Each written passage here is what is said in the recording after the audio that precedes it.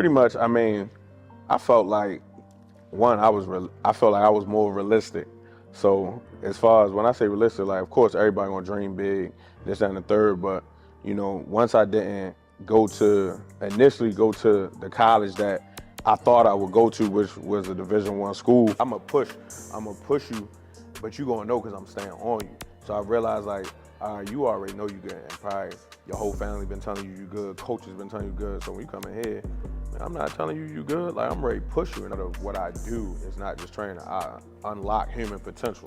So that's one of my big things that I stand by and stand on is unlocking human potential because everybody has some type of potential, but potential is really just if you don't never reach it, it's just something that people talk about. Oh, you could have been. P the man. You feel me with the master plan. Look, y'all know what's going on. Moment spotlight.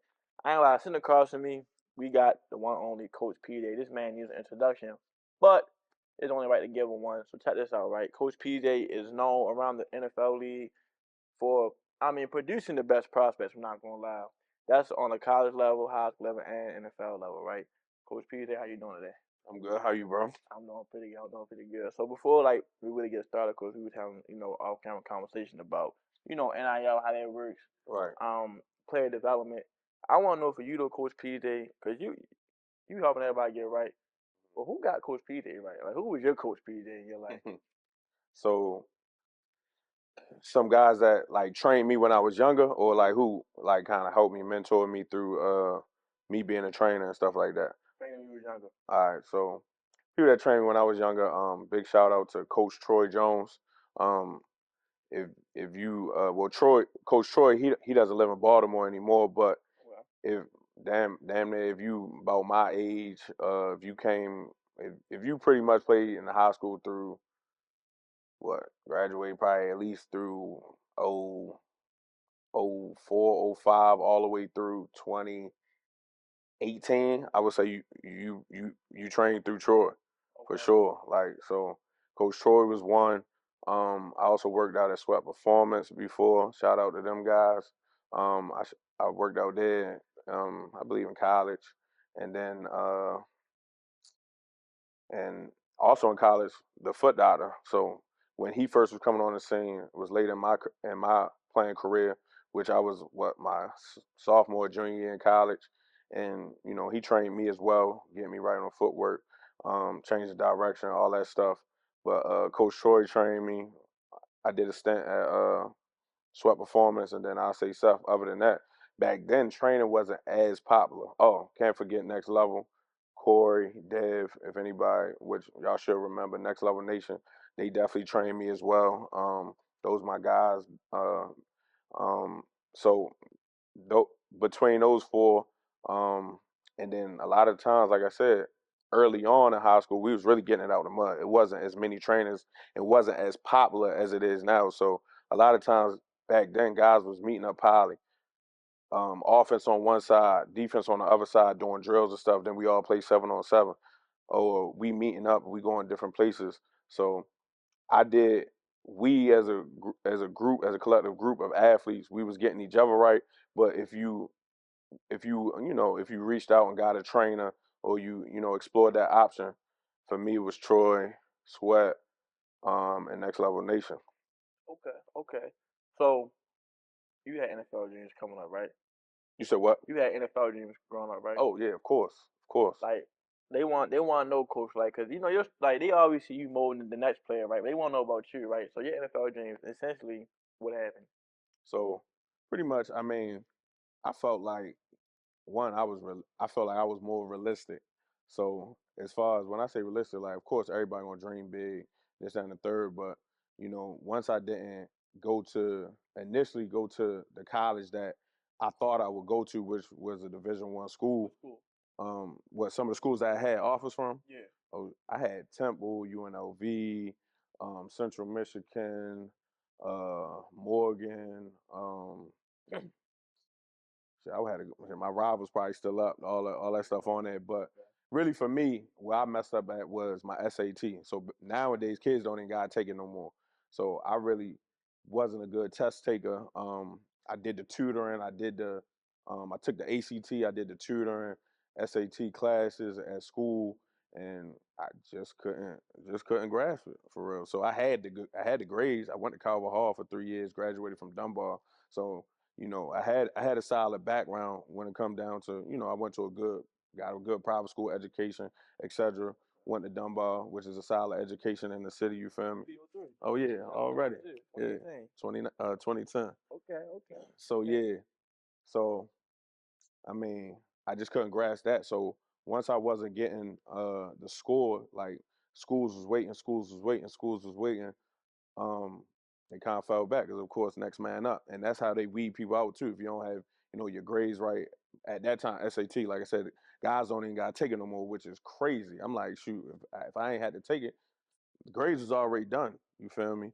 So me, I went on a visit with one of my teammates. He went down to Benedict College in South Carolina. So I was just going just to go. And then when he went, of course, they looking at me like, your man played ball, da da da da. And he like, yeah, this was my running back. Shoot, me and him transferred to Dunbar together. So when I showed them my tape, they instantly was on me. Like none of that stuff was an issue. It was just the SAT. And I told them my situation. They was like, shit, we work with you. You feel me? So they was like, you just come down here, get a 3.0 average, you be eligible for spring ball, and go from there. So I ended up going D2 by default. So I was just like at first, and then also too, my mother, single mother, so she don't really have a lot of education on the sports situation. Back then we didn't have all these resources like, don't have the social media. Twitter wasn't as popping. Instagram in high school, Instagram wasn't even out. I'm not even sure when Twitter came out. We was on my shit. We was on MySpace and shit like that. We was on MySpace and Facebook, shit like that. So the coaches wasn't on the social media where you can really get in contact with them to like explain a situation like that. Like everything, back then was phone or email. Everybody say email the coach. They wasn't. They wasn't. Normally respond to email. Yeah, they wasn't reading them. They wasn't reading them emails and stuff like that. So I ended up, and then my other option was to I could have went JUCO or prep. Back then, prep schools wasn't really handing out no scholarships. I'm not sure how they doing it now. Prep was expensive. Again, single mother. She like, she trying to figure out what's the best on it, best situation financially as well. I could go to prep. That's pretty much another year of high school, and then see what I get. Go better on yourself. Or I could have went JUCO, but now you may go to Cali, you may go up New York. You feel me? You may be living in an apartment with 5, 6, 7 other teammates. I done heard so many stories. I know plenty of guys that been through it. Yeah, you betting on yourself. You're going through the grind, blah blah blah. But you still got to kick that bread out. And a lot of them JUCOs ain't no not no meals. You gotta pay for your own food, so you ain't no cafeteria because it's a junior college. Now, I mean, junior college is built like that, so you gotta figure out how you eat and how you paying for your apartment, all that different stuff. Pretty much, yeah. So tough situation. So I felt like at the time where I was at and with the resources that I had at the time, um, that was my best option. Pretty much going to Benedict and then walking onto the team. Which once I went out there, spring ball, I did well. I was locked in, but I didn't want to stay there because it was in Columbia, South Carolina. So I wanted to come back up north. So I hit my high school coach, and they pretty much got me a buoy where I spent my last 3 years there where I played a buoy. So I mean, it ended up working out, but you at D2, it's kind of tough. Have I seen guys go to the league? Yeah, but you gotta check all boxes. Coming from D2 measurables, not just the film. And so many good athletes that play at the D2 level at a high level, dominate. But if you don't check certain boxes and have the measurables and this that, and the third, then you already weeded out because you're a Division II player. Now I know it's a lot of guys nowadays that's they coming from everywhere, which the NFL has opened up about shit. We could find talent at a D3, we could find talent at a D2, 1AA. It don't matter. You feel me? So it's like back then it was a little bit different though. So I mean, I played my years. I felt like I gave the game all I could give, or all that I decided to give it. I ain't gonna say I could, because I could have chased it even more, but I was just more realistic. Like coming from D2, didn't dominate the D2 level. Did my thing. Ain't like I didn't have no All American years or nothing like that. And I didn't see All Americans not go to the league from D2 again. You at the D2 level and at HBCU, so they go two I was knocks. trying to double stack to get Yeah, 50%. 2 knocks. So, I did my thing. I balled out. I had fun. I enjoyed it. And I feel like the connections I made at Bowie, that set me straight for a lifetime. Shit, ain't too many people. If I need anything, ain't too many people.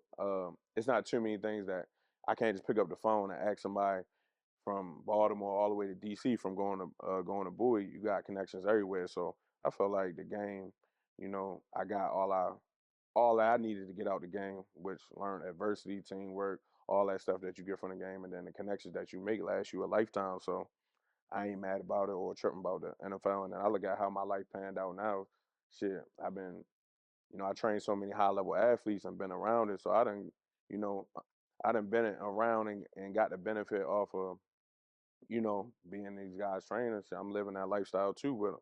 So you feel me? So it's like the best of both worlds. I done seen what it looked like to be in the league and been around that lifestyle and stuff like that. So it's like if I did chase out, I always think about that. Like, what if I didn't start training? I was chasing football for another 2, 3 years. Maybe I never even get into training.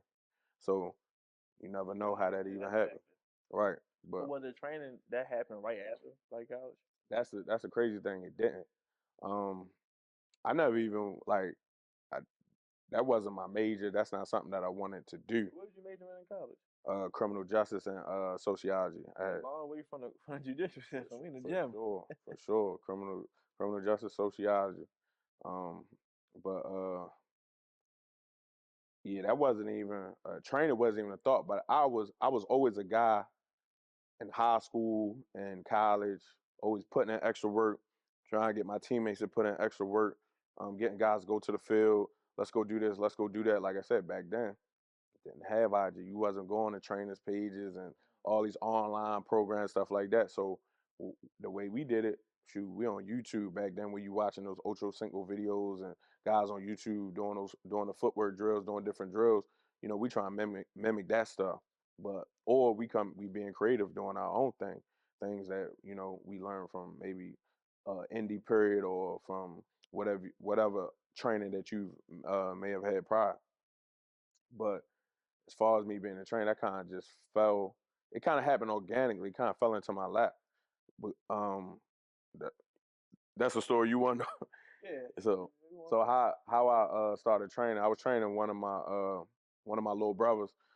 He was getting ready to go to Division 1 school. He had did the JUCO grind and he had got a scholarship. I want to say it was Eastern Illinois, one double A. My guy Beezy, Brandon Neverdon, I started training him, but it wasn't even on no like I'm training you. It's like, hey, big bro, you play running back at a college level, you fresh out. Shit, I want you to just work me out, make sure I'm sharp, make sure I'm ready. So I'm like, all right, bet. So I'm training them, putting them through stuff that I know, not thinking of like I'm a trainer at this point. I'm just working my little brother out, giving them that work, giving them. Taking it seriously? Yeah, I'm definitely taking it serious. I'm taking it serious. He taking it serious. I'm getting him ready to go to school. Okay. So he trying to go up there and make a good impression and get on the field right away. So this when Instagram like first came out. I don't even know if people remember when Instagram you can only post like 15-second videos. I think it was. That's back in the Yeah, like GG. 15 and 10 seconds. And he was posting his clips like little training clips that we would do. We was doing running back work, receiver stuff, a lot of stuff that like I said, a lot of stuff that I learned from probably like just training with other guys like next level, all the footwork stuff, um, and things from previous trainers. And he was posting it, and people started hitting me like, "Yo, you training? What's the price? How can I lock in? Blah blah blah." And I'm looking like, shit, I don't even got a price. I don't know. I don't even know the going rate. Like, do I charge a nigga 20? Do I charge 25, 30, 40, 50? So when people start hitting me, I'm like, damn, like this shit really starting to blow up. So one of my other brothers who went to Bowie, Kari Lee, he went to the league from Bowie. So me and him me and him the same age, but he had did one. I graduated. We both graduated at the same time, but he was going through his process with the league and all that stuff. And then when he came home from his pro day and all that stuff, doing all that stuff, he was asking me too, like, shit, let's get some work in. So I was training him. I'm out there, with whatever, a few cones I got. a few resistance bands, and those videos kind of started to take off too, where I was posting small stuff, but it wasn't really, still wasn't promoting like come lock in, and it just kind of organically fell into my lap, and then more and more people just started hitting me. But what really turned was when, because before I had my own brand and my own business, I was part of the Foot Doctors. So I was part of Seth, aka the Foot Doctor. Okay. He's one of the, so a few guys was reaching out to me at the time when I first started training, and they seen I was consistent, and I was starting to build, which I was at that time, shit, I was for sure freestyling, but I was putting things together on my perspective of what it looked like, and I was just doing field work at the time, like running back work, wide receiver work. So it wasn't like I was taking guys into the weight room and none of that. We was just doing that type of stuff on field. And he had reached out to me and pretty much was like, "Yo, I see, what you're doing. You know, I like your work. I fuck with it. Blah blah blah. What you looking to do?" And I'm like, I mean, I'm still working at the time. I'm doing this when I get off. So I'm like, I don't really know for real. But he like, shit. Well, he was starting to take off at the time. He was ready. He was training a lot of league guys, doing things that guys at that point could only like dream about. Like he really had access to a lot of guys in the league, and he being flown out. He traveling here, traveling there, training guys. So of course, if you there, who training people at home? So he looking like, yo, let's just start partnering up. I do my Sunday sessions, big group sessions and things like that. Let's just collab on that first, and just to see how this could work. So I think we probably did like two or three on a few of his Sunday sessions, which was his big group sessions, and we was putting things together, and it was just clicking. Like it was just organically clicking. But it's also a lot of people don't know neither. Like I went to college with Seth, the Foot Doctor. I went to college with him. He was older when I was a freshman. He was a senior, Okay. so he was already on his way out. So he definitely knew me from there. But we wasn't. It wasn't like we was super tight in college because he was much older. But he reached out. He seen what I was doing, and it just it just clicked. And I remember how he pretty much presented to me after we did the few sessions. He like, yo, like this going good, blah blah blah. Like, but is you trying to lock in? Pretty much let me know like this train gonna move with or without you. Like, is you trying to lock in or not? Pretty much. And I was like, well, what's like the stipulations, like how this worked. He pretty much told me what it was, sent over some paperwork, which wasn't nothing crazy, just like a simple like 1 page contract, but it wasn't like a real contract, just like you know, just certain things that you had to do to be part of the foot doctor. So we had locked in like that, and then from there, once I transitioned underneath his brand, which pretty much as it grew, it was really like a lot of people, some people thought it was my brand. Like we was both like banging, like Y'all we was both really was doing vibing with our that. thing, yeah. And Okay. then it was more and more Foot Doctors. Like it was a wave at a time where a lot of other trainers from even different states got on. We had people in Texas, Cali, uh, Jersey. We had people in Arizona. We had people all over that was part of this training business. So once I transitioned, over to be a foot doctor, that's when I really started to learn too. Like Seth was putting different things, and I remember one thing he always used to say, like, you can't train a body until you learn a body, and that's something that always stuck with me. And Okay. that's when I really he put me on with different books, and he was on top of me like, yo, you read your chapters, what you get from this. We would meet up at the field, we would go over different things, like things that that was in these books, quizzing me, or we going over different things, getting hands-on training, and just built. He really just helped build me up as far as a trainer. And then also too, another even further step in me getting to where I am. Also, not just that, and always being hungry to learn and get knowledge, but like I said, one of my mentor now, and one of the guys that used to train me, Coach Troy Jones. He so some well like I said, Seth was taking off. Seth got like 100 something thousand followers on the gram, all that stuff. Um, he was taking off, and I don't know how him and Coach Troy linked up, but they ended up in the same facility for I want to say maybe a few months or something like that. And through Troy, so Troy is much older. he probably got like 30 years in the game. So at that time, he probably like 10, 15 years in for real. Mm. But his knowledge for sports performance is much different from just doing field work. Like he doing the speed work. He got the science behind it, the weight room, So all that stuff. he really sees it. Yeah, he really sees it from a different lens. And then he got so much and he got years underneath his belt, so much experience, and he has so much knowledge. I mean, that's what comes with experience. So when they linked up, then Seth was pretty much like, yo, I pull up, get with Troy, and I'm like, I've been knew Troy. Troy was training me when I was in high school for real. He's like, oh yeah, bet. So that's when I reconnected with Troy. Troy really started teaching me more and more stuff. I was shadowing behind Troy. Like I even took a step back. Like I was already gaining clientele, and I was already, on my way up. So at that point, you was already like understanding the game, and then you studying it, so you learn like how the body works, Right. how you work. So essentially, how long did it take you like to get your first, I guess, lead client? Took me. Yeah, and who was it? So shit. I would say so. My first, I guess, I would say league client.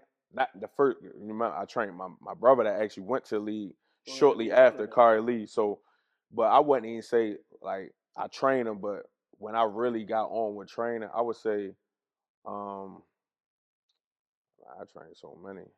I would have to, I would say probably like Trevor Williams, which is another local guy. Trevor went to Calvert Hall. I'm a little bit older than Trev, but he was there when I was there. I believe he was like a freshman when I was a junior, right before I transferred. So Trevor, I trained him when he was probably like 2 years in, 3 years in, something like that. So me and him locked in. That was probably about my first that I can remember. I may be wrong. I would have to really go because everything on my page for I would have to go back and look. But I would say Trevor was one of my first lead clients that I actually trained on my own. Okay, let me ask you this, coach. So you work with like a lot of high school kids. You bring them up essentially. Calvert Right. Hall kids, St. Francis kids. When a kid has that it factor, right? Mhm. What does that look like? That it factor. Yeah. Well, one, I would say the first thing with an it factor I would say is the eye test. Do you pass the eye test? So like somebody walk through them doors, you gonna be looking like man, what you play? Linebacker, what you play? Running back, like do you pass the eye test? Like do you look the part? That's one.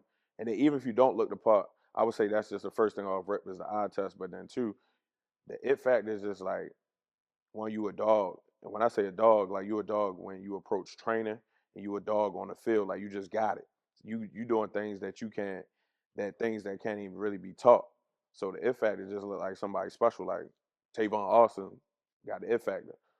He got the it factor. Now he don't pass the super big or super stocky, but as soon as you see him play, gifted. You feel me? So that's just one example I give you off the top of my head of what an it factor look like, and we probably won't never see that type of it factor for a very very long time. But Tay Austin is a good example, and just somebody that you feel me that just go out there and do things that's like the play was designed to go like this, but you really was supposed to lose 5 yards, but you turned that into 50.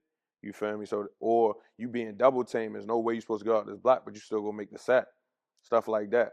So I feel like the it factor is just you just being special. But I feel like I can tell too the way you train, the way you work out. I can tell like, oh yeah, Shorty really got some different shit with him. Like they really got that dog. Like you want to do extra reps. You here on time. You like all this stuff. I feel like transitions to the it factor. Now don't get me wrong. You do got some people that's just gifted. They don't got to work out and they still go out there and put up 50 points or put up 150 yards, depending on what sport we talking about. Right. So it's just like I feel like it factor is just somebody being special. What's some things you do to like say if you get a playing here, right? He may be gifted, but he may have like some I don't know, like some mental barriers that's kind of keeping him back or some physical barriers. There's some things you kind of do to kind of unlock the it factor within him. So that's actually one of my quotes is in my bio. I feel like part of what I do is not just training. I unlock human potential. So that's one of my big things that I stand by and stand on is unlocking human potential because everybody has some type of potential, but potential is really just if you don't never reach it, it's just something that people talk about. Oh, you could have been this. Oh, you should have done this. If you would have worked harder, if you would have did this. But when I see like somebody that like like I challenge you. Like even if I know you good, I don't tell guys they good. Like you feel me? Like I don't overhype them up like Mero. Like I don't never tell yo. Like you feel me? Like I'm going to push you, but you gonna know because I'm staying on you. So I realized like, you already know you good, and probably your whole family been telling you good. Coaches been telling you good. So when you come in here, I'm not telling you you good. Like I'm ready to push you, and I want to see how far, even whatever we on the field or we in here, we in a weight room or whatever, how far you willing to take and how far you going to go to be who you say you want to be. Because everybody, when they step in my space or step in my session, oh, I want to be this, I want to do this. But do y'all really understand what that take? Mm. And it's a lot of mental toughness too. I feel like, yeah, a lot of people got talent, but you got the mental side. Are you really locked in, and can you really push your body past what you think you capable of doing? And that comes from a lot of stuff. I can challenge you in the weight room. I can challenge you on the field. It's 90 degrees. We out here doing whatever, wide receiver work, running back work, whatever you want to call it. And you think we done? Shit. We got 3 more reps, or shit. Now we got a finisher. Like, damn, coach, we already been out here. So what? You think them niggas in Texas or Florida or Cali, they not out there doing the same thing? And that's another thing I tell people. When you like me, I'm not coming to get you prepared for Baltimore City or Baltimore County or the MIAA or for Maryland or the DMV period. I'm getting you prepared to play at the highest level that you can play at. But that's your competition, not just his. Everybody around the world, you feel me, or around the United States, because that's what football we talk. We talk about football in the United States. It's a guy down in Florida. It's a guy shit, and maybe in Nebraska that you don't know about. That's putting them hours in right now on a Saturday at 6:30. You feel me? And you may be somewhere chilling because you feel like work is done. Like you good. Right. So that's one thing I always let my guys know as motivation. Like even this group right here, this not your competition. Your competition is somebody that you never even met. That's putting that same work and grit in, and y'all all hustling for the same thing. Because initially you hustling for scholarships, and then you hustling to go to the league.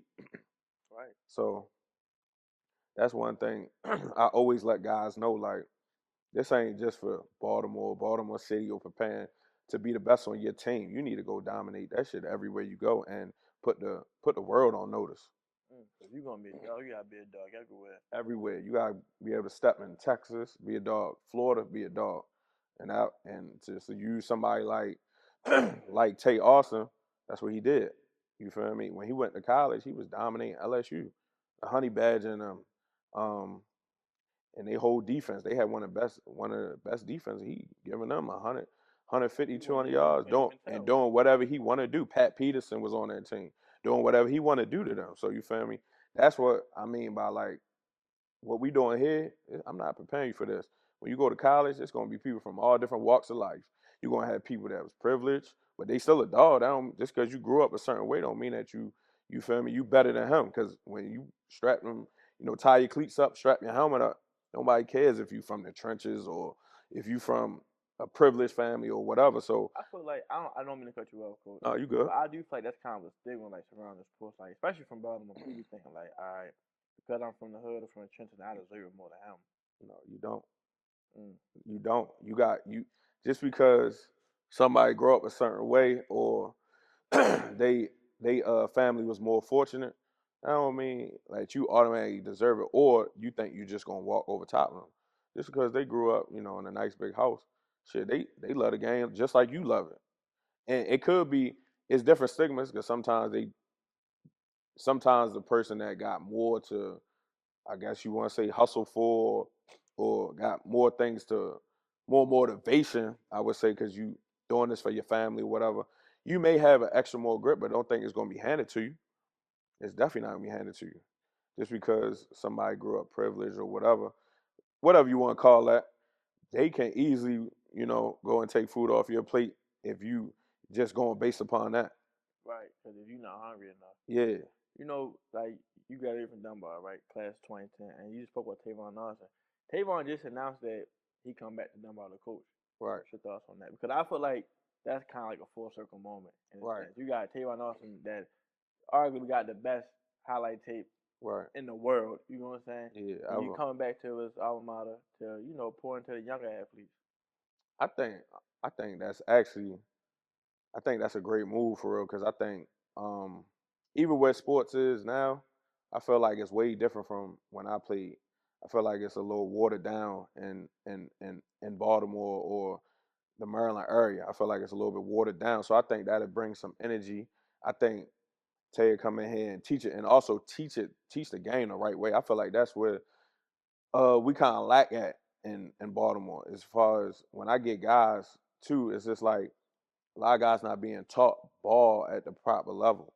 Just understand the game, the X's and O's. A lot of people just, just balling, like just balling. You start talking to guys about coverages or how to read a four down front or what's your if running back. What are you reading in zone? What's your cues? What you looking at?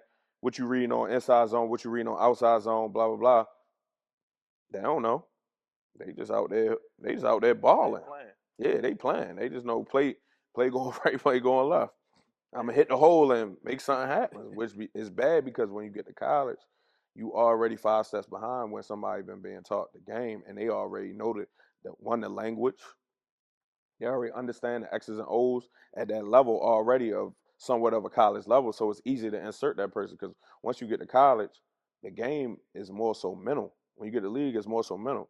You already got handpicked to come here. You got a scholarship. That we already know what you could do physically. Now, where you at on a mental level? Have you But seen players fall because of that? of course, a lot of our players. That's probably one of the biggest downfalls. I think it's not us athletically, it's us on a mental side, and it's hard as a trainer. You gotta think I'm training to be. Also, gotta teach you X's and O's when we're working on skill stuff, when we working on performance. You feel me? Yeah. So a lot of times I do. I get to talking to guys like, hold up. We don't even understand X, Y, Z. So we can't even work on it because you don't even understand why we doing this. So let's understand the concept first and how this translates to whether you play wide receiver, running back, whatever the case may be. Understand how this will translate to your game and what scenario would you use this in. But if you don't even know the scenarios that I'm putting you in, a coverage, or if I'm talking to you like, yeah, if you got the ball, you're gonna press the hole this way and the cutback gonna be here, but you reading that that that one tech or that two or the whatever or the three, then it's just like, what are we talking about? Because you don't even understand that. So you can't even picture what I'm talking about.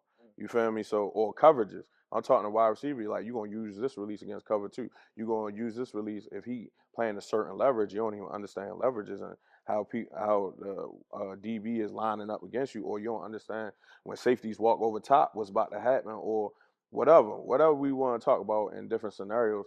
Like, so a lot of times now we need to understand what we even doing this for. You feel me? Why are we even doing these moves or doing these footwear drills or doing this to make it translate? But we need to understand the game first. But back to your original question, I think Tay will come in with a staff that's going to teach the game at a high level because I'm pretty sure all all the people that he get to coach is going to be guys that either played college ball, probably played with him at Dunbar, and they will come in and teach the game the right way. And I mean, Dunbar has still been dominating, but you would see them dominating on a whole nother level just because now guys understand what I'm doing on each play.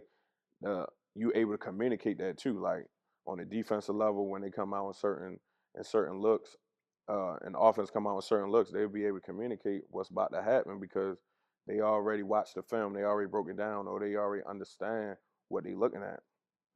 So I think that's the biggest thing that's happening here is that the ball's a little bit watered down because guys not being taught, and that's not.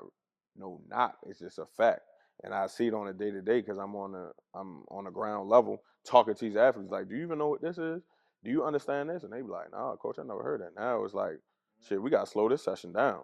I'm already assuming the answer to this question, right? So accolades mean nothing to you when you come when the player comes to you, No, right? I don't even care if you a league guy. Like, I understand that you in the league, but shit, you came here to get something from me, so we here to work.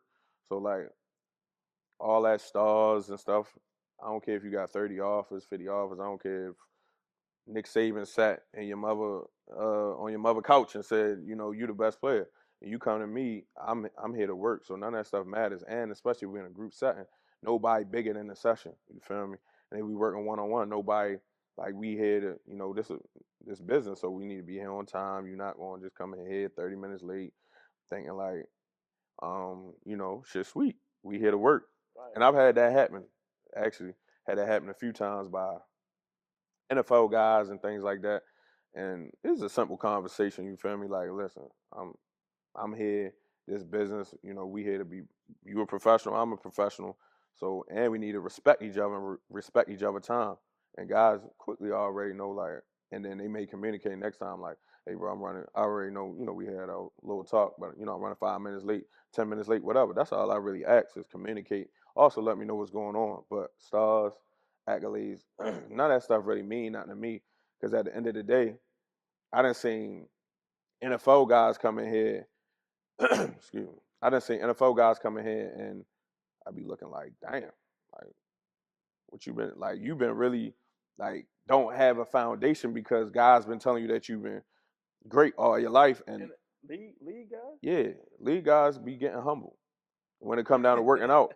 When it come down to certain things, because I'm not gonna say all of them, but I have worked with guys that definitely need a base level work because maybe you a 4-3 guy, you just super fast.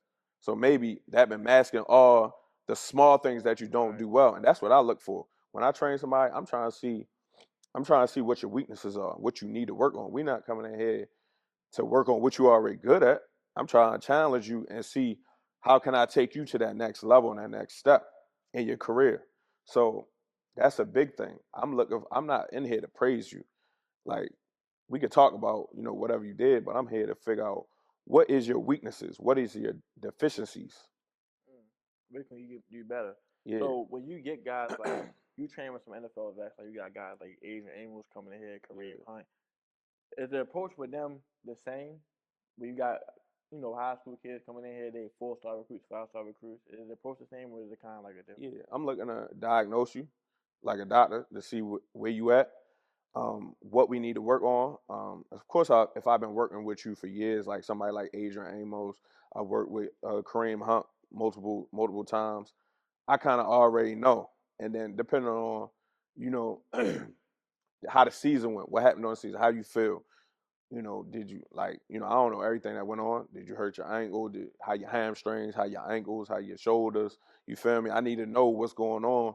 And then I also collab with the PT here, which is one of the best PTs in Maryland on the East Coast, True Sports. So I also collab with them. Like, all right, let's assess guys. You go to the PT, you may go to them first. They give me the feedback, and we go from there, or we may do it together. So that's a big thing with training is actually getting assessed first. Even if I've been working with you, so guys, assess. I haven't seen you for 6-7 months. I have long your season been. So we need to figure out, what you doing well, how you moving, what you lost since the last time we trained, etc. So yeah, the approach is definitely the same. Is see what we need to fix. Now we're in a group setting, it is a little bit different, but I cater to what overall the group needs to work on the most. Okay. We're not just coming in here just doing stuff. It's crazy because for instance like my guy Jalen Davis, Uh-huh. he was telling me like when he work out, he don't like the group stuff. Right. He just like personalized him and his trainer. Like how do you have to deal with guys like that? Some guys like he might just want to work by himself. He don't want no group settings, none of that. For sure. So that's how I look at it, and me and a few other guys look at it the same way. No matter if it's one person in here, two people in here, 10 people in here. It's like when you sit in school. Was they giving us one-on-ones? No, you everybody in the class, but it's how well do you pay attention and diagnose what I'm saying? How well do you download that information? We could be in a one-on-one and you don't get it. That's not changing the fact that three other people standing behind you waiting for their rep. So what's the difference? It's about how you download and process information. That's all it is. If it's 10 people in here, if I'm explaining to everybody the same message and giving you cues, I'm showing you, I may have one of the other players show you, and you come up here and mess it up or you do something wrong, that's more so you not understanding. So whether we're in a group or one-on-one, that could happen in a one-on-one where now we gotta do extra reps because you ain't get it the first 3-4 times. So it doesn't really matter. To me, everybody want to say, oh, I want one-on-one, I want one-on-one. But I think some people actually work better in group settings because one, you got somebody in here push you. You know how guys get competitive, start talking shit. Um, and you can see examples too of what to do, like what a good rep looks like. So you can see it visually. You feel me? What good reps look like, depending on what we're working on, speed, position work, whatever. So then you can understand better. But one on ones for some people definitely work well. But I feel like if you just telling me you just want one on one, I want to know why. Like, why do you want a one on one? And then some people that ask for one on one, it may be a day where I can't give you a one on one, so we gotta do a group. Maybe it's time and issues or your time or whatever. And then you get in a group, and then everything flow. Then it's like what you was pressed over one on one for. It all works the same. It's just depending on who is delivering the message and how you delivering it. I feel like so I do a big thing with examples and giving people things that they can relate to, and that's another thing. Being a trainer, you gotta be relatable. You gotta know who you dealing with. So it's more so being like a people person. So the way I may explain something, to a group, maybe saying the same things but just in different ways. So because I know, he gonna understand it this way, this half gonna understand it this way, and then this half gonna understand it that way. So I'm saying the same thing but giving two different examples. Okay, but you should be able to at least take into one thing about what you're saying. Right? Yeah, saying the same thing, but they may understand it like this. So this is my example for I'm speaking to the whole group, but I know they gonna understand it better this way, and I Right, know. because of how you articulate it. Right. Bro, let me ask you this, coach. What advice would you give to a player that's working his ass off? I mean, his whole life. Like football been his dream. He done played Pop Warner. He did everything, Uh. but he came short. Who would you kind of say to him? To kind of make let him know like like it's okay. Uh. Well, one, if you made the league, you're in the 1 percentile, so it doesn't even matter how hard you work. And I think it's funny. Gilbert, I think it was Gilbert Arenas. He was on his podcast talking about it. Like, just because you work hard, that don't mean nothing. It also means what what also needs to happen is, are you working efficiently? Just because you come in here, you could kill yourself for 2 hours, but what did you actually work on?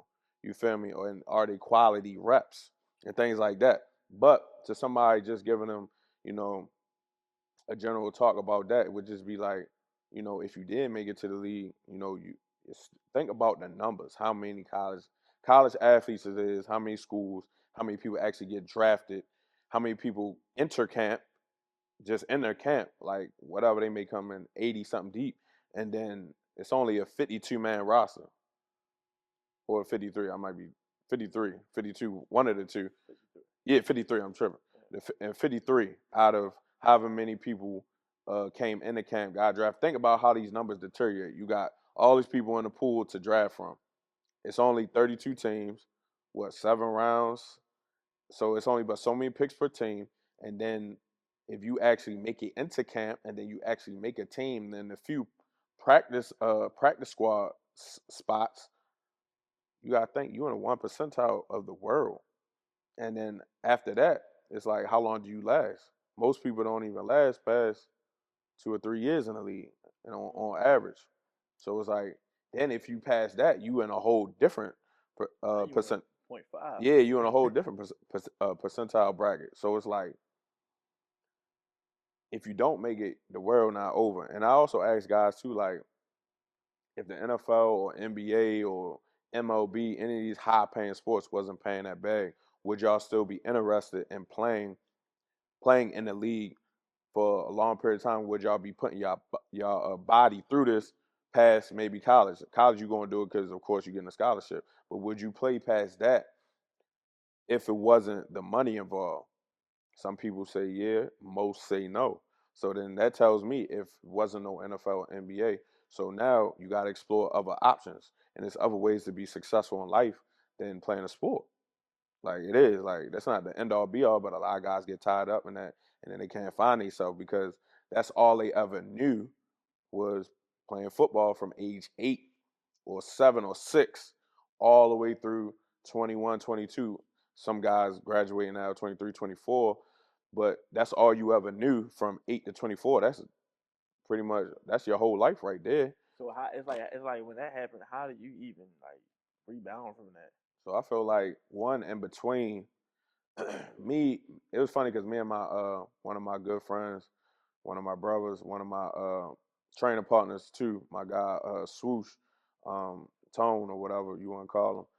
We was just talking to guys about this earlier after we got done training, and he pretty much was dropping the knowledge on them. Like he real big into the stock market and stuff like that. Like letting guys know, like y'all getting this NIL money, y'all getting refund checks. Not just save it, but why not invest in something where your money can just sit and grow now? So then, or learn a skill. Learn a skill while you're in college. We ain't saying neglect football, but in your downtime, learn a skill. Trade, not just saying only trading, but he just giving examples like you can learn how to trade right off your phone and your spare time. So that way, after ball, you already have a skill developed, and you may want to take that to a whole nother level. Stuff like that. And I ain't just saying trading. There's so many other options. Like I know guys that's playing Division 1 ball have clothing lines already in college. So it's like if football don't work out, now I already have my plan B. You feel me? So you already develop a business. You already develop, you know, which I would still say is a skill and a creative eye in order to create, clothes and stuff and staying, up with fashion and stuff like that. Yeah, So I feel like guys, one my advice to somebody that's in high school right now or a middle school kid or the parents is yeah, you could be all in because I was all in. You could be all in with football, basketball, whatever your sport is, but let them kids develop a skill or show them something different too. Show them something another hobby or teach them something where they're able to have some type of fallback game. If your mother or father a realtor, go to them showings with them, teach them the game, help them understand like this how this works. While you still playing ball. So now that may be a fallback game. Maybe you want to get into real estate. Whatever it is, I'm just thinking of stuff off the top of my head, but try to give your kids another skill. And kids look up different things. We got all this access to YouTube, TikTok, Twitter, all this stuff, IG. Y'all use y'all phones for all the other nonsense, all the drama stuff. All this stuff is all in front of us. It's in books. It just gotta be, or it just gotta be looked up. and see the thing is though, coach, like you being realistic because you understand that it might happen, it might not happen. Right. So and I feel like as a kid, you want somebody that's like let you know the truth though, like Yeah, I let guys know the truth. Like even in these groups, I'd be like, look to your left, look to your right. None of y'all may not even play in the league. damn, you give it to them just like that. Yeah, straight like that because you gotta be realistic to them. You gotta be realistic. Like think about how many guys are in the league right now from just Baltimore. We ain't gonna say Maryland. We ain't gonna say PG County and stuff like that. Just from Baltimore. How many guys in the league? And think about how many. What we say 53 on each team, and how many guys from Baltimore, Maryland are in the league or even in the draft this year. Right. The Now, numbers is low. You low, feel me? yeah, The hella numbers low. is low, and it's Right. not that. And even when you talk about bigger states like Texas and Florida, yeah, on the 53, and maybe all right, they say Texas got or Texas and Florida and Cali got like the most people, and Georgia. Let's just say Texas got, let's say roughly 7 people on each NFL team, but it's still 53. Think about that, and they got the most from just one state. That's still not a lot, It's not. It's 7 people. right? That's only seven There's three people. people in this room right now. You Exactly. know So what I'm that's saying? still not Yeah. a lot. Or maybe it may be a little bit higher, but it ain't like it's, so you gotta really be realistic. Like, yeah, I ain't telling you to not have your dream, but let's all be realistic. Like, look to your left, look to your right. Some of you guys may never play on Sunday, and that's just real. But I do say, um, get a game. Like, if you're gonna do this, do it because once that shit over, and you feel me, you play your last college game, and you may not ever get another guaranteed opportunity, another time to put that helmet and shoulder pads on, especially with only being able to have what you got NFL, you got CFL, which is really a Canadian league. They only have a certain amount of Americans on the team. Then we got the USFL now, which is what only I think 8 teams. So it's really not much opportunity for football to Outside really, of the yeah. NFL. Now basketball different. If you saying you just want to play professional basketball, that's them numbers is kind of high because you go overseas, make a career, make a good living. It is. I mean, but it is a Yeah, lot of guys from Baltimore that's playing overseas. right. Definitely shout out to them. Like definitely a lot of Definitely talent shout over out to them because that shit a grind. And think about it being a whole different country there. Yeah. and absorbing a whole different culture for 6, 7 months, year after year after Right. year. It's a lot. Let me ask you this, coach. Like, what is your why? Like Behind why? Like training. yeah. Like why does Coach Peter does what he do? Why does he get up every morning and give it his all? So I got two whys. I would say I have a personal why, and then I have a why just for Baltimore. Okay. I would say personally, I feel like for me, the reason why also not just the SAT thing, but the reason why I didn't also excel at the highest level that I could have is because I didn't have that.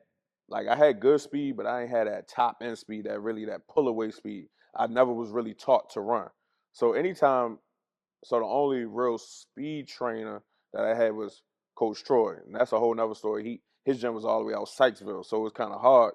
You in high school, gotta get all the way going to Dunbar or something, then gotta travel all the way out Sykesville. You still got homework. You still gotta get back in town. You done went through a hard 2 hour workout, legs there. You driving back, or you depend on your parents to sacrifice and bring you all the way out there. That was kind of tough. So when it came down to actual speed training back then, and like I said, wasn't a lot of training. So for me, I wanted to pretty much be able to service guys because I see so many guys like, and I be wondering too, some of the guys that I train like yo, you at this big school, you at that big school, the LSU's, the Wisconsins, the this, the that's. Romero about to go to USC, etc. Yeah. Like, I wonder where y'all would be at. Not saying like I'm the end all be all, but I just be wondering like if I never stepped in y'all space and we never grinded for however many years or we didn't start at this time. Or if I just never decided to train and nobody was putting this type of work into athletes, I always wonder, like, damn, I wonder what you would be if you didn't train with me. Right. Because a lot of like players, that's the defining fact. They didn't have that. They didn't have So, a Coach Peter. They was so going that's to help them get right. yeah, that's exact. So my personal why is that I just felt like I didn't get everything I could have got right here in Baltimore. Now there's other people, but like I said, we didn't have the IGs. It wasn't just that easy to go find who was doing the speed work and who is all word of mouth really at that time. Who knew who, or was you going to bite the bullet and always travel to Detroit? It was just so hard to get out there super consistently as much as I wanted to. But then my why for Baltimore is that we do got that talent here. We had that talent here, but guys just be needing that extra. Like it's just funny. So many guys walk in and tell me that they this, they that, and then they get humbled. Like they really be like, damn. And then you may see the other kids that have been training for years, maybe since middle school, you in high school, just stepping into this space, and it's like, damn, these niggas moving like this, and this how hard they work, and this the level and intensity that they working, and then even the attention to detail.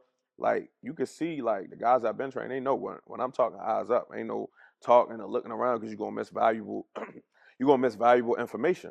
You feel me? So just the level and how to carry it, because all this stuff going to transfer over to college. You feel me?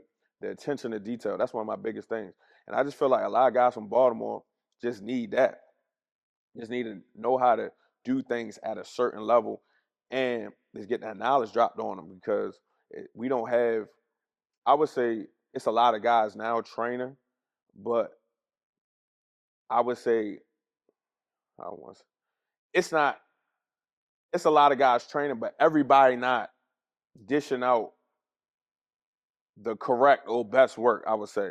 So it's a lot of guys doing it, but I wouldn't say everybody is doing it one with the correct intention and then with the correct knowledge. What do you like? Just because you're working out, that don't mean you're getting better. So I wanted to make sure, and for me, I go to the sources. Like I sacrifice traveling to different places to go to, like for example, I just went to XP. If anybody know XP, XP has put out some of the fastest NFL combine times and broke history. They had the number one fastest time ever, and I think like 22 or 23, one of them, and they had multiple positions But that where was like if they worthy guy like that went down there. yeah. So Xavier Worthy didn't go there; he went to Exos. The guy Xavier Worthy broke it. They had the guy before Xavier Worthy. Whoever was the guy before him, I know him. um, Wide receiver. Ken John something Played Bond. Kenyon Barner? Something like that. I can't. It was him and another guy. He played for you know the guy he played for the Bengals. Um. Ross. Oh, John Ross. John Yeah. Ross. Yeah. Yeah, John Ross. So so I go straight to the sources. Like, so for example, like my mentor, a lot of people don't have that access with him. Like, I could call him straight up. We get on Zoom calls. Like, I'm still hungry for knowledge. I just went down to XBE, spent 3 days down there. Like, I'm humble enough to be like, yo, I'm still learning. You can never stop learning. So I take these work trips to go get the knowledge straight from the source, straight from people that y'all may be working with when it's time for y'all to go to the combine, and I bring it here at a high school level and teach these guys the things that I have learned and the knowledge that NFL guys or guys that you watch play college football that's about to go run. And that's things I ask guys, did y'all watch the combine? And you be surprised, nigga, looking around like, nah, I ain't even watch it. How you even consider yourself a ball player? You don't watch some of the biggest events in ball.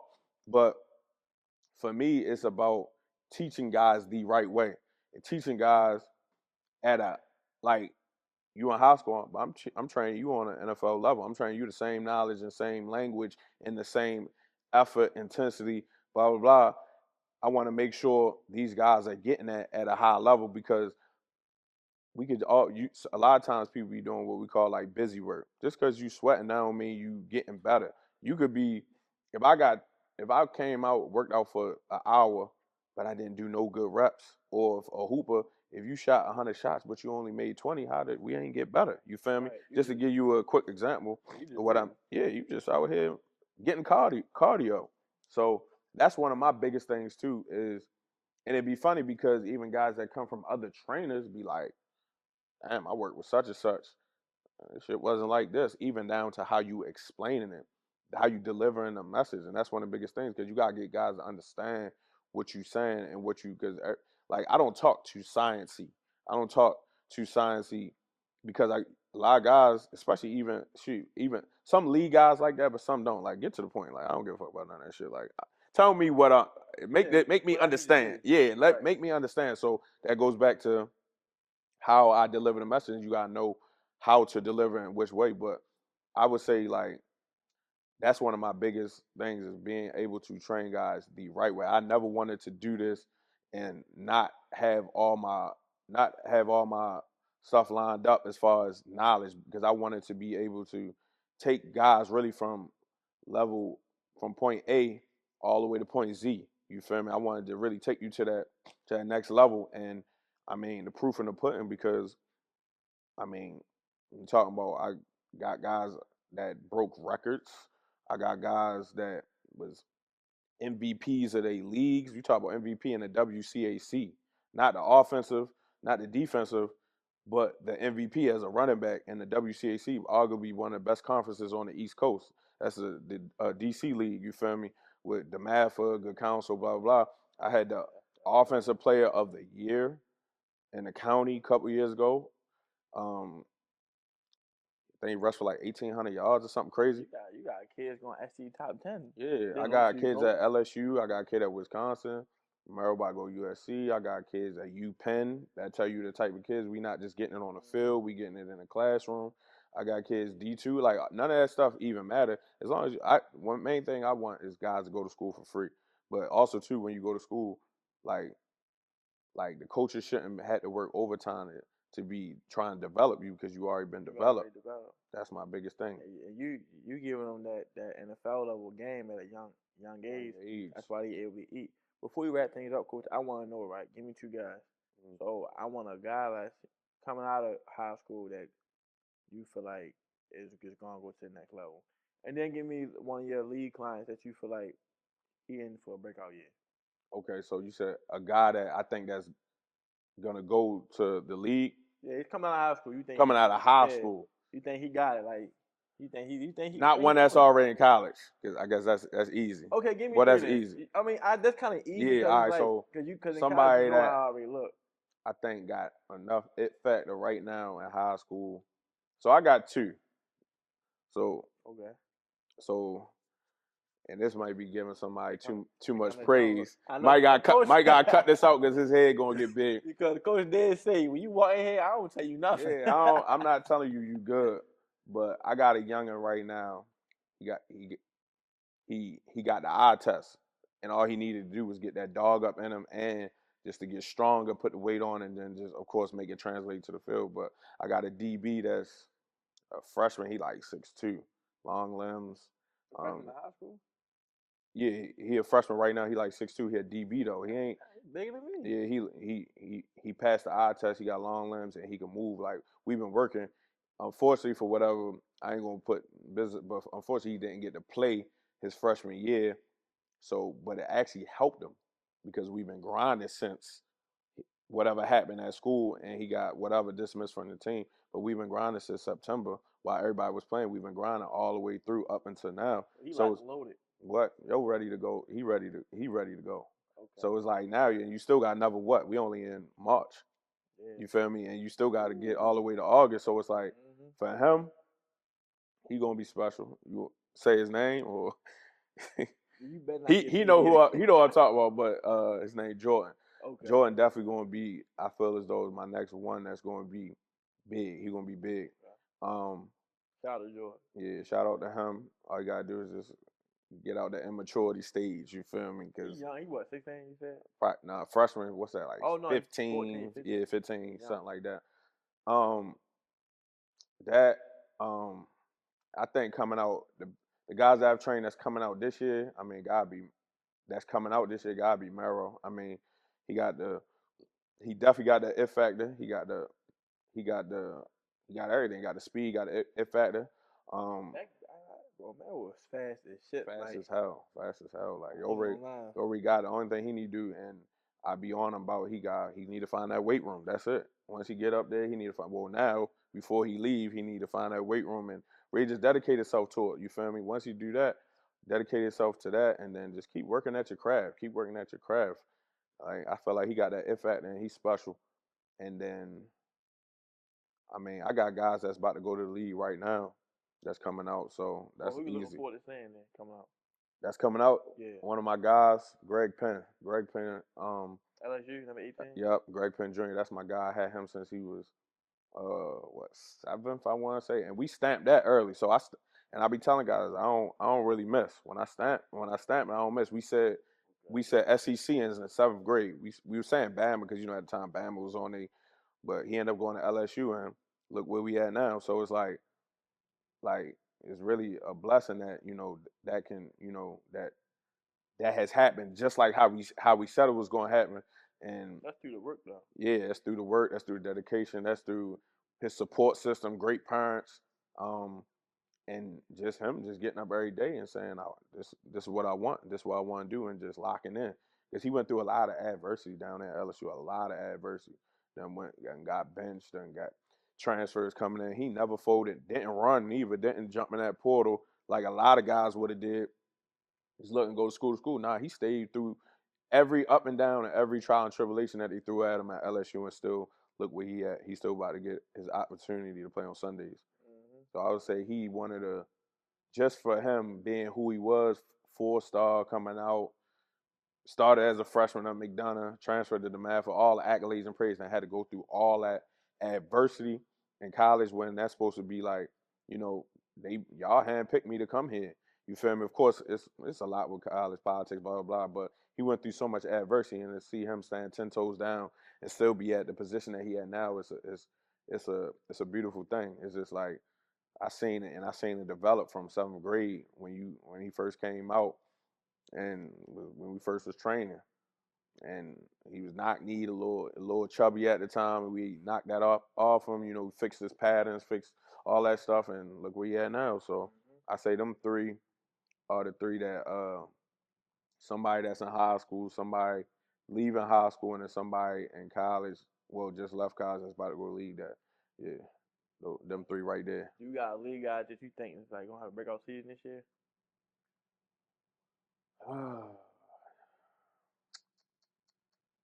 Not even breakout season. Just that's probably gonna like do for a good one. Yeah, and that thought it was crazy. That thought it was crazy. Coach said this nigga. Nah, I'm just trying to think. But he in store for like a great season. Like he didn't put no work in. He came with PJ. Yeah, so it's the off season right now. Right, so. yeah, and it just started. So right, I would say And I mean, I don't know who else am I going to train so early in all season stage, but Okay. let's just do. I think somebody that I trained before. I haven't trained him recently, but somebody that I trained before that I think is just due to get back on pace. And it's still my guy. I can hit him up, and we gonna chop it up and stuff like that. But I think somebody that's due is a former Raven, Hollywood. I think Hollywood due to get back in his groove. You feel me? Been dealing with so many injuries. The situation in Arizona ain't work out like like you thought it was. But you know, I just think he due to just get back on track, getting back to himself like he did a few years ago when he went for 1,000 with the Ravens. You feel me? So I think and he a hard worker and definitely a cool guy. One of the guys that I trained for uh, all through COVID and all that stuff. So I think he definitely do to get back on pace. Okay, he did this. He just got like a 1 year Yeah, so it's with like the it's a Chiefs. bet on myself here. So you feel me? It's time you got ball out. Okay. Yeah, got ball out. Okay. Well, we looking forward to see what he does. Before we wrap things up, coach, I want you to leave off with like some affirmation, right? Because they say you good for the coach. So leave us off with something, coach. uh, damn, just threw me on the spot. I would say Let's go on the spotlight. Come on now. that is true.